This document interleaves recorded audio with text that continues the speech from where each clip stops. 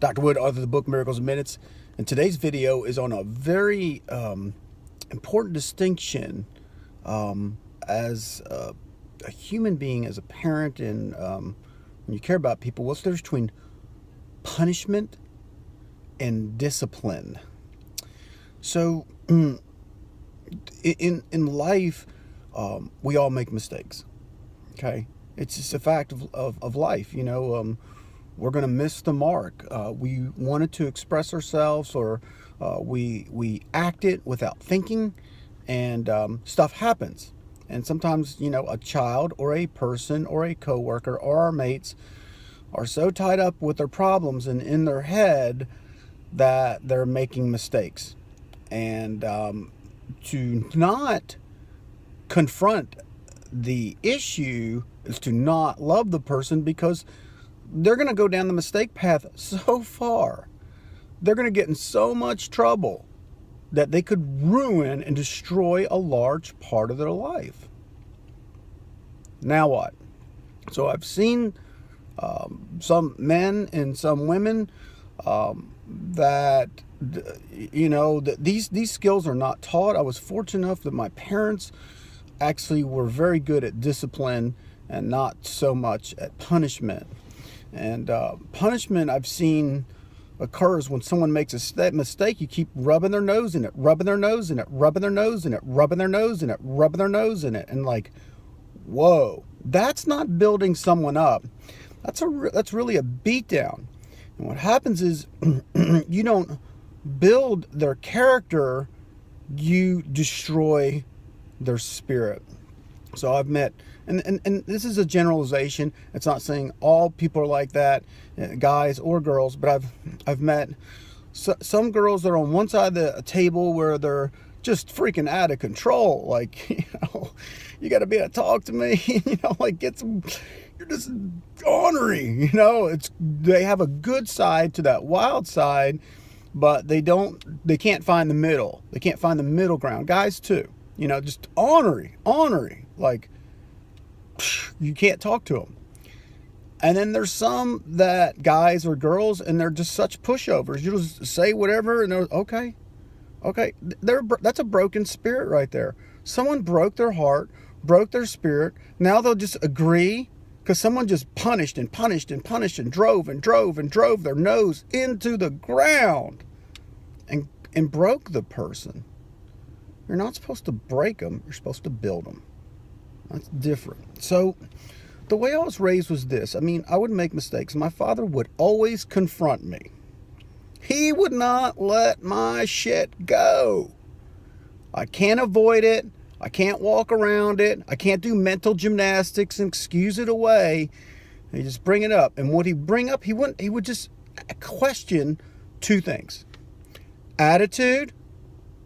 I'll check your attitude, son. I had a bad attitude. I was being arrogant. I was being ignorant. I was being prideful. I was being boastful. I was being an asshole. And since he loved me, he questioned that. He'll break that. He'll break my bad attitude. You break the attitude, not the person. You break down the bad attitude. You break down this arrogant person. You break him down and break him down. And at the same time, you're going to start building up. I want to question your thinking here. What were you thinking? Because it's the way of thinking that caused the problem. You're not thinking about this clearly or rightly. Maybe you're thinking about it selfishly.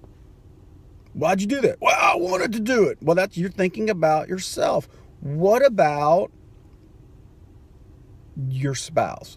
What about your child? What about your teammate?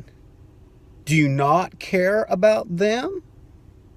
What's going on in your world or head that you don't see the value of other people? Why are you not showing them respect and dignity and honor? Well, let me ask you this. Do you honor yourself? You're not respecting yourself the way you're acting. As a loving parent, as a loving spouse, as a loving mate, as a loving person, I'm questioning your attitude. I'll break that down. I won't let that go. I'll corner you on that one. track you down like an animal. And break that, because the attitude, that these feelings, this being selfish, you're not being compassionate and loving towards yourself or to others, or thinking about your family or your friends or humanity. This bad attitude you break. You question the thinking. What are you thinking here? Well, how are you seeing this world? May I suggest, blah, blah, blah, blah, blah. I mean, here's another way to think about that. What people don't see is the value of other people, and they only care about themselves. This is where loving discipline comes in.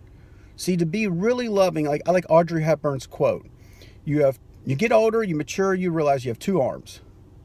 One to help yourself, take care of yourself, love yourself. Are you being kind to yourself today? Or can you parent yourself? How would you parent? If you want to be a great parent, a great lover, do you love yourself? Parent and love yourself. Are you kind to yourself? Are you forgiving of yourself? Are you compassionate towards yourself? Practice on yourself, like loving yourself. Once you learn how to parent and love yourself, it starts to become a lot easier to love and parent, or be loving to another in relationships, or a teammate. You can have compassion. If you don't have compassion for yourself, then you're not going to have for others. So discipline is there to correct course of action, to where someone keeps going down the wrong path, and going to a place where they could get in a world of trouble. As a friend, you say something, you confront, and there will be conflict here. Guarantee you. The conflict and confrontation is because you do love them, not because you don't. That's the truth about discipline and confrontation. It's because you do love them, not because you don't, and you're not looking to punish them and hold the mistake over their head. I'm not here to hold the mistake over your head.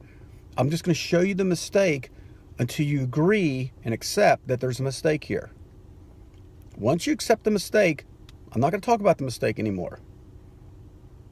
But we will continue to talk about the mistake until there's agreement that, hey, look, something's not quite right here. I do love you and I care about you, and I care enough about you to bring it up and put my ass on the line here to deal with this argument that's about ready to occur, that I have to deal with your bullshit because you're screwing off.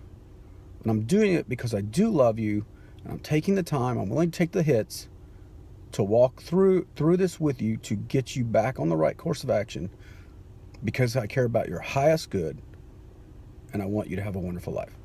That's the difference between discipline and punishment. Punishment won't let the mistake go, and even after the person corrects course of action, you keep driving their freaking nose in it. It's called being unforgiving.